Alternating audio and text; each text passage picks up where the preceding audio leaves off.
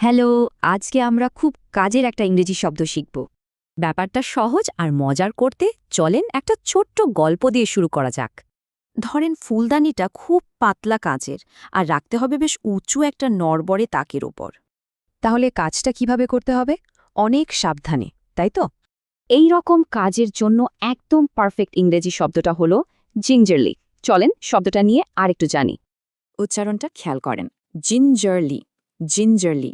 আমার সাথে বলেন তো একবার, জিঞ্জারলি।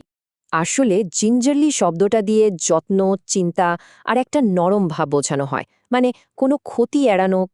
তো আসল কথা হলো এর ব্যবহারটা বোঝা। চলেন কয়েকটা উদাহরণ দেখে নিই। একদম আমাদের গল্পের মতো, তাই না? সে খুব সাবধানে পুরনো ফুলদানিটা শেলফে রাখল। এখানে কিন্তু কোনো জিনিস না, কথা বলার ব্যাপারে যত্ন বোঝানো হচ্ছে, মানে সাবধানে কথা বলা। এই বাক্যে এর মানে হলো কোনো কিছু খুব খুঁটিয়ে দেখা, যাতে কোনো ছোটখাটো ডিটেলও বাদ না যায়। তার মানে জিঞ্জালি ব্যবহার হয় কোনো ভঙ্গুর জিনিস ধরার সময়, সংবেদনশীল কথা বলার সময় বা শরীরে ব্যথা থাকলে। তাহলে মূল কথাটা কি দাঁড়ালো?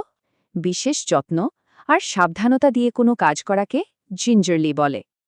এবার একটু ভাবুন তো, শেষ কবে এমন কোনো কাজ করেছেন যেটা খুব জিঞ্জারলি করতে হয়েছে?